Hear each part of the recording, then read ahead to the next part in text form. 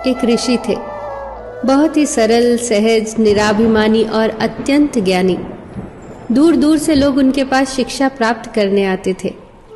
एक राजकुमार भी उनसे शिक्षा प्राप्त करने आया। राजकुमार ने बहुत मन लगाकर ज्ञान अर्जन किया।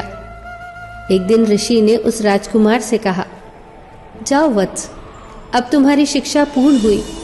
अब इस शिक्षा का उपयोग करके तुम अपना और दूसरों का जीवन बेहतर बनाओ। राजकुमार ने जब उन्हें गुरु दक्षिणा देनी चाही तो गुरु ने कहा, अगर तुम मुझे गुरु दक्षिणा देना ही चाहते हो तो वह चीज लाओ जो पूर्णतः व्यर्थ हो। इस पर राजकुमार ने मन ही मन सोचा, गुरु अगर मांगते तो मैं उन्हें कुछ भी दे सकता था। ये गुरु ने क्या मांग लिया? ये तो बिल्कुल आसान चीज है भेंट में देने को। आसपास कितना कुछ व्यर्थ है, मैं तो कुछ भी गुरु को दे सकता हूँ। यह सोचकर उसने मिट्टी उठाने के लिए जैसे ही हाथ बढ़ाया तो मिट्टी बोल उठी, ठहर मनुष्य, यह क्या कर रहा है? तू मुझे व्यर्थ समझता है? तेरे खाने पीने से लेकर बहुमूल्य धातुएं और ऐसी अनेक वस्तुएं क्या मुझी से उत्पन्न नहीं होती? ये विविध रूप, रंग, रस, गंध क्या मुझसे ही उत्पन्न नहीं होते? मिट्टी की बात सुनकर राजकुमार सोच में पड़ गया और फिर वो आगे बढ़ गया। वो थोड़ी ही दूर गया था कि उसने देखा कि एक स्थान पर गंदगी का ढेर लगा है। राजकुमार को लगा, इससे व्यर्थ तो कुछ और हो ही नहीं सकता, और ये सोचकर राजकुमार ने जैसे ही उसे उठाने के लिए अपना हाथ बढ़ाया तो उसमें से आवाज आई, रुको मानव, तुम मुझे व्यर्थ समझने की भूल भला कैसे कर सकते हो?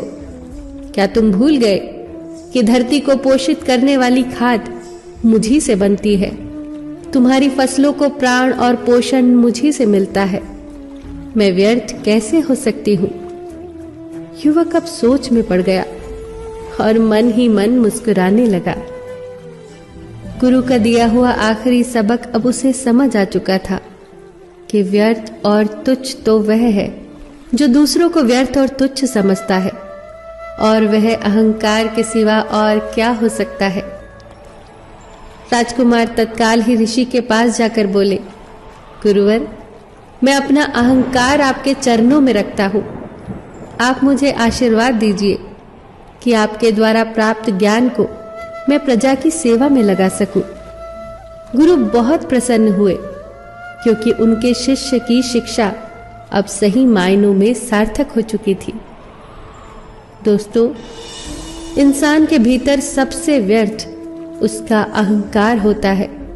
अहंकार जितना बढ़ता जाता है, मनुष्य के गुण उतने ही नष्ट होते जाते हैं।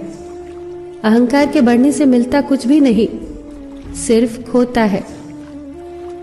क्या खूब कहा है किसी ने, अहंकार में 3 गए, धन, वैभव और वंश। ना मानो तो देख लो रावण, कौरव, कंस। फिर मिलेंगे दोस्तों अगली वीडियो के साथ। तब तक के लिए अपना ख्याल रखना और हमेशा मुस्कुराते रहना।